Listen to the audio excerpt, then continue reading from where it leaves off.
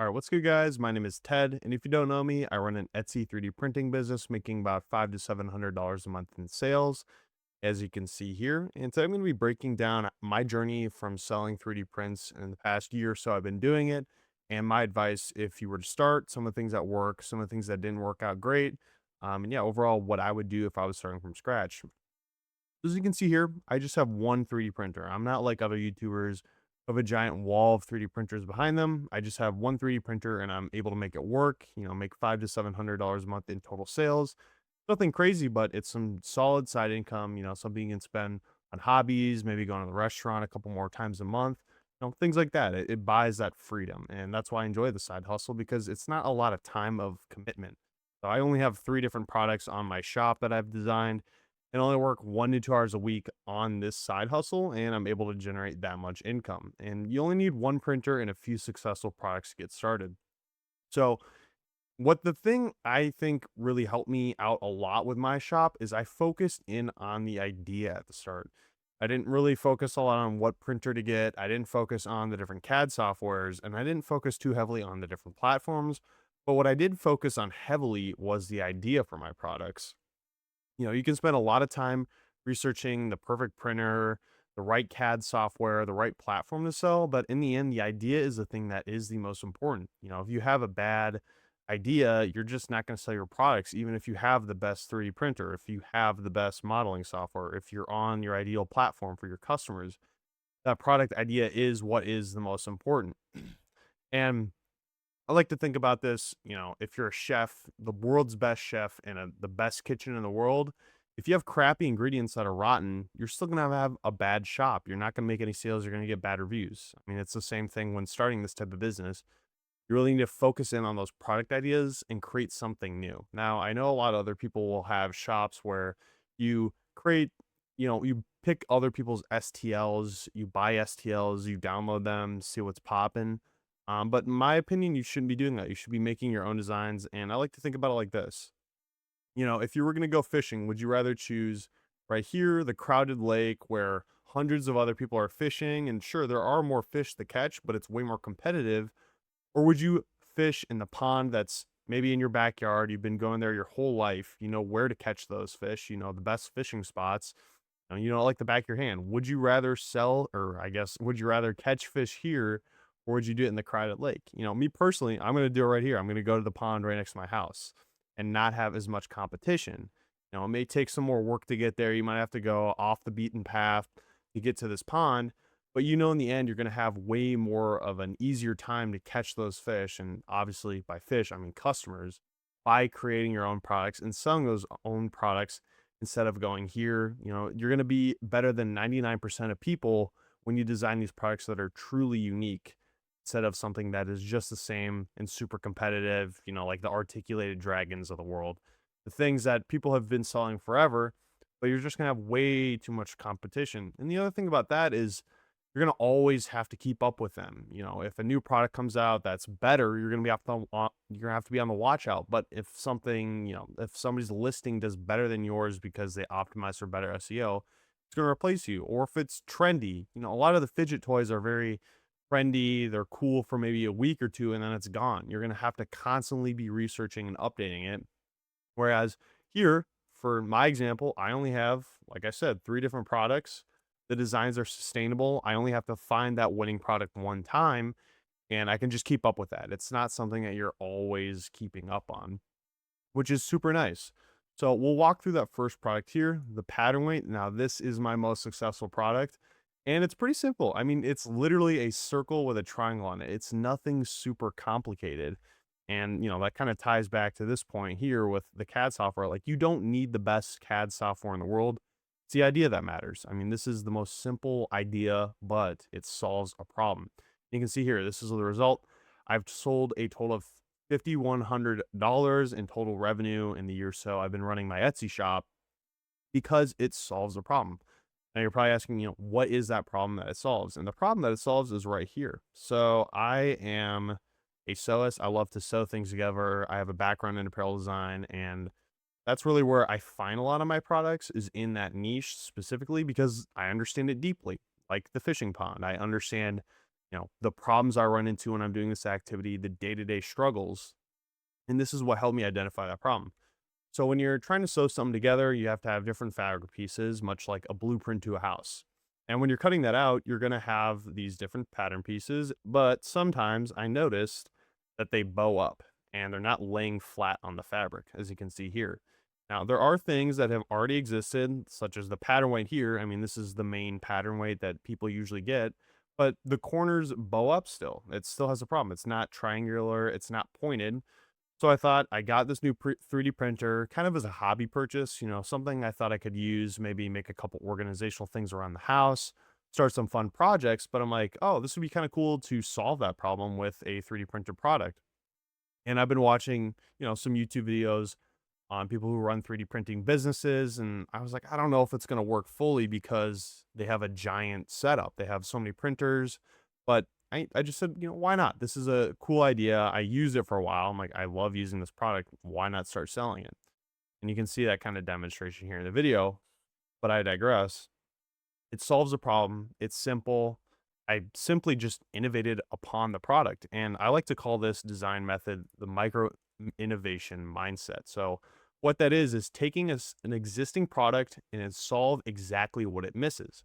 You can see here with the OG pattern weight, it bows up on the corners, even on the fabric, because it's so heavy and it's like forged out of steel. So, it's super, super duper heavy, almost at its own detriment.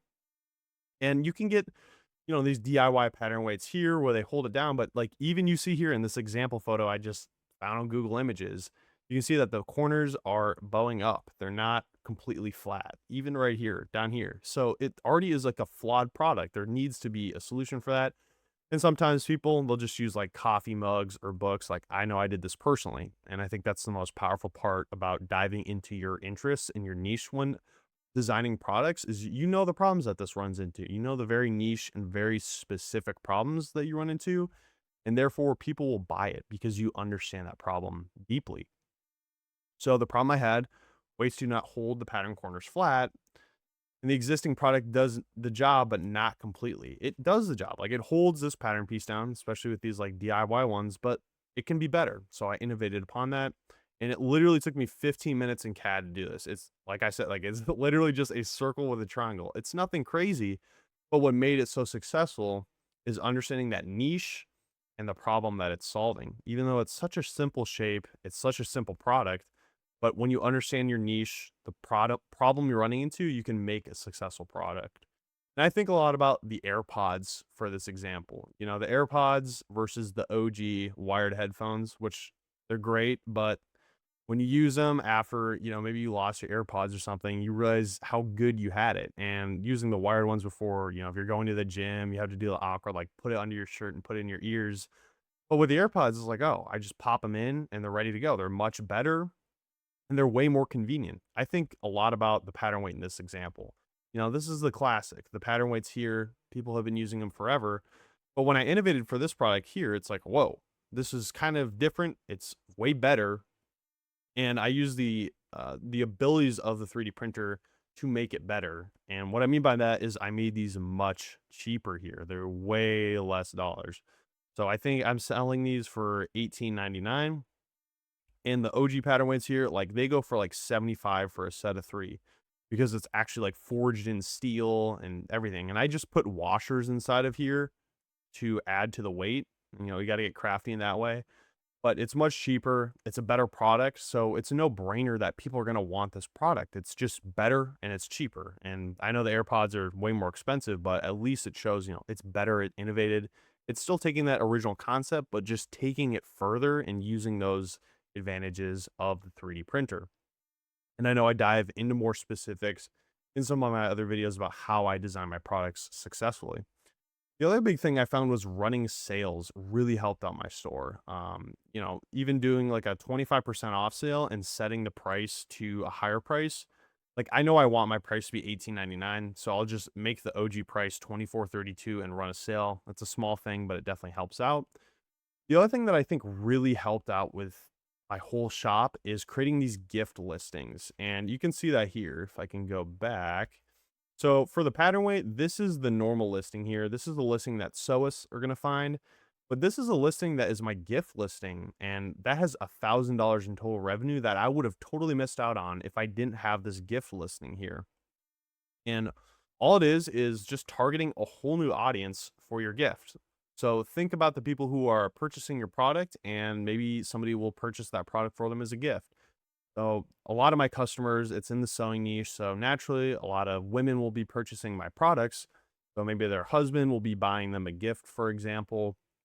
And that way I'm targeting towards them when I'm selling this product, when I'm writing it in the description, gift for sewists and quilters, really targeting those people who are going to be buying for them. Maybe they know their wife is really into sewing and they go to Etsy, which is another reason why I think my products are successful because Etsy automatically attracts those, creative, more crafty people. And so people know to go there for specific sewing notions and whatnot. So I think this is a really strong product because that, I really message towards those people. I also add some text here saying, oh, hey, this is a gift for sewists. So get this for them. And talking about the reviews, why it's such a great product is another reason, another way to help sell that gift listing. The other reason I think I was very successful in this year with just a single 3D printer is finding ways to upsell. So this is the default set of 4 pattern weights. It is what is $18.99 and what I sell it as. But I also have this case here and I upcharge more for the case, the carrying case, but it increases my profit margin. So with just the pattern weights alone, the set of 4, it's going to be $9 profit for me. But with the case, something that is a really great add-on, it's something very basic, but increases those margins. If somebody sees this, they know they're going to want it. But if they want to have a better product, they can totally buy the case and it increases my profit margins. And it really does help out with more profit per sale. I also think everything comes together holistically when you're trying to list your things. You want to have great photos, you want to have great videos, you need to have a great description, you need to have great tags, great reviews, and obviously you need a great product. But all of these come together to create a great listing. And I have more videos in detail about how I really attack the product description specifically and understanding the copy behind making those sales for the product. But if even one of these is not that great, you might not have the best product in the world, but I still think, like I said at the end of the day, the idea and the product is what really drives everything. But this just keeps everything holistic and helps drive more conversions overall. The other thing that I found that really helped me out here is reviews and getting those reviews early and often. So what I did was having handwritten notes sent out to my first, I don't know, maybe 20 customers saying, thank you for your order. And then I wrote down their name. I hope you enjoyed this product and a catered message for the niche. So I said like happy crafting or something like that. And as a small business, a review would mean a lot. And then I saw my name, and that's how I got many reviews. And that really helps out with the Etsy algorithm specifically. But even if you're selling on, Shopify, having that social proof and having those reviews is super important to building that trust. So more conversions come through. So I'm going to talk about what hasn't worked specifically for me. And, it's kind of a wake up call, reviewing what has worked in the past year or so and what hasn't worked. And I'm just telling you guys this so that you know what to look at if you're thinking about starting your 3D printing business. So the biggest thing for me was aiming for a higher ROAS. As I look back on the last 30 days here, so I have a 2.83 ROAS, which is much better than the entire year that I've been selling on Etsy. I kind of just let loose and went crazy, went a little haywire with my ad spend. Like I was not updating it as much as I should have been. So right now I'm only spending like 2 to 260 a day. I mean, it's really specific, but I'll talk about it more on how to find that number here. But the whole year I've been doing it, I was having a terrible ROAS. I mean, you can see here, I spent nearly $1,000 on ads and specifics, and I only got $2,000 in total revenue from that. So I only had a ROAS of 1.8 overall. So for every dollar I was spending, I was getting 80 cents in return or $1.80 in return. So it was still profitable, but it was by no means sustainable. It's not something you want to be at because you're kind of just going out of your way to get sales and not actually getting a profit by spending this much. So in this time span here from kind of the start to December when I was getting a bunch of holiday sales, I was spending $4 to $5 a day. And I thought the key to getting success was spending more on ads, But in reality, it's optimizing your ads. And I was spending so much here without getting meaningful conversions or really checking in on my ad numbers. So, what I would do if I were you, if I was starting out trying to find my ad spend, I would start, increasing it slowly by slowly and understanding those metrics. You want to have a 3 to 4 ROAS in a perfect world. I mean, I know I'm not quite there yet with my 2.83, but still, like it's much better than it is for the year. But I would aim for that higher ROAS and err on the side of caution. I mean, just because you spend more doesn't mean you will get more sales, but it's not necessarily worth it if you're not making a profit. So I'd keep increasing it slowly and then just checking in on your ROAS, checking in on your click through rate and your conversions.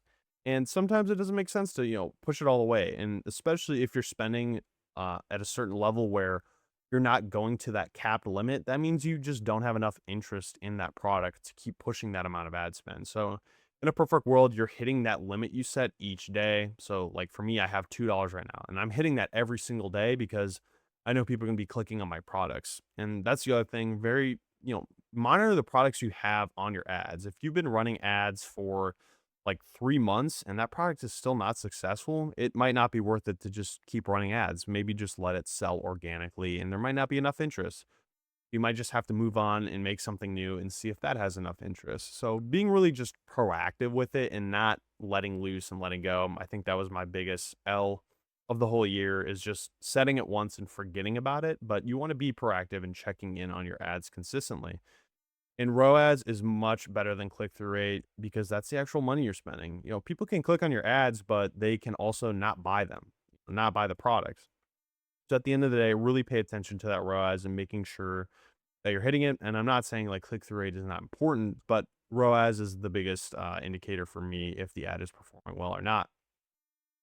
Also, understand your expenses. It can be really simple here. I made a really simple Excel sheet, but understand how much is really going into each sale. Maybe you're making more sales, but you have to think about the fees, the marketing, the ads, like I just said, and the shipping costs that you run into, plus all of those materials you're using per product that you're making. Also understand that the printer time is finite. The average life of a printer is 1,500 hours. I mean, at least the A1 is, and that's like honestly what I'd recommend if you're starting out getting a Bamboo A1. It's just the most simple, best printer, works out of the box. Worked for me, but I digress. But understand that it's finite. So I take the price I spent on the printer, divide it by 1,500, and I multiply it by the time to print per item because that's like its lifespan. So adding that into the cost of the product is super important to make sure that's accurate and you're not losing money on each sale and you understand those profit margins. And with that, I don't know if I mentioned it here earlier, but make sure every product that you're selling is at least gaining $9 to $10 profit. I know I usually say $10 and I'm dipping down a little bit in my pattern weights, but that's just because I have competition. But if you really want to make profit with just a single printer, you have to sell at those high of margins. And again, that's why it's important to design your own products because then you can actually justify having those really high margins. But if you're going to be printing at max, maybe 3 sales a day, and this is like everything's firing and going well, then you're going to be making $30 a day. And obviously, 30 days in a month, you multiply that by 30, and that's $900 a month in profit. And that's probably around $2,000 a month. And that's probably your max with just a single printer, which is very, very good with just running a single printing operation. So that's why it's important to have those higher profit margins and really think about that when you're designing your products. It has to be something valuable enough to at least make you near $10 and maybe a little less is okay. But the higher you make the price, I mean, the easier it is to make money. And I think that's why I was so successful with the pattern weights and some of my other products is I have that strict requirement. And like I said here, those upsales, I mean, brings in $14 profit. 2 sales, I've made $30, near $30. So I only need to make 2 sales to make $30 here. So really thinking about those margins and making sure that it's at least $10 is a huge pointer. I would also say too, if you want to do this as a one printer operation, because that way you can be as efficient as possible and actually make some meaningful money in the end. The other advice I would say is don't stick to just one platform early on. Use Etsy as kind of a driving mechanism to get those winning products and find out what's working. So I use Etsy to find the winning products and generate those reviews and an understanding of the customer. What do they find appealing about the product? And then I bake those into my ads for my Shopify, as well as I run ads on Facebook. And I use kind of Claude and Facebook interchangeably to give me feedback on how to make my ads better because I'm no ad expert, I'm no e-commerce expert. I'm starting to learn this too. So using Claude as an advisor for what's working and what's not working in your ads is very, very helpful. I also use Higgsfield to AI generate some images and some UGC videos for the product to really build that social proof and drive those sales. And I talk about this in some of my other videos. I think I have a video specifically dedicated to how I'm building my Etsy shop and growing outside of just one platform. So like I said, use Etsy as the driver to find those products because it's really cheap to list products and get those warm traffic. People go on Etsy to buy things. So their wallets are ready. You can find the products that work the best on Etsy and then just keep growing into Shopify and running ads because you have to have an audience to grow on Shopify. So in the end, here's all my advice. You only need one printer to start. Like I said, in really thinking about those margins, $10 a sale, when you have one printer, the max you can make in profit is maybe $900 to $1,000, but I mean that's really good. I mean that's solid money coming in on the side for something that maybe you're working 3 to 5 hours at the most working on. And you only need one successful product.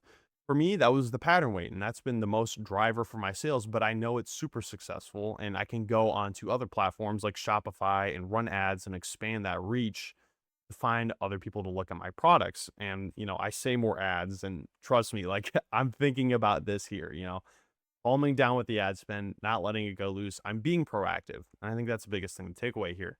But I digress. And create products that solve people's problems and create unique products. Like I said with the fishing analogy, you don't want to go into a crowded lake. You want to go by the pond by your house that you know like the back of your hand. You know the problems you run into in your hobbies, your niches, the things you do day to day, and you know the problems that you can solve with the products. And those are the ones that are going to be successful and lead to that, not having to work so much on the shop each week and finding those products from other people. You created the product. You have that competitive advantage. The other thing is running sales constantly. Aim for that 25% off if you're on Etsy. That really helps out with the algorithm and boosts your listing. Make sure to create gift listings to maximize your revenue. And I would only do that after you find a winning product. So I've only done this, I believe, for my pattern weights, which I should probably keep expanding into further. But only do that after you find that it's a winner. A lot of people like the product and get reviews early and often. And like I said, doing that with like the handwritten notes at the start, that really helps out. People want to help small businesses. And by giving them a note at the start, it really helps them leave a review and gives them a reminder, you're doing a good deed by doing that. So my advice, if you're starting, monitor the ad spend heavily. It's something you want to be very proactive about. If you're going to spend a lot of time on something, spend a lot of time on looking at your ads, thinking about how you can optimize them.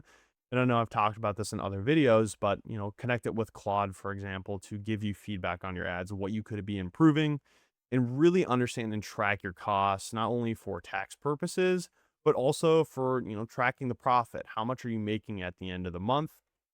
And I didn't add the bullet here, but don't just sell on one platform. Expand out to Shopify and other platforms like TikTok Shop or even on like Instagram, you can sell products. Expanding out from Etsy, but using it as that driving engine to find those products that are winning is a great strategy. And because it's going to be successful. And then you can run ads on different platforms that require more of an audience and more attention grabbing than just having the product like Etsy does. So that's my advice and what's worked for me running my 3D printing business out of my basement. In the past year or so, I've been doing it. And I hope you guys enjoyed this video and took something away from it. Thank you guys for watching.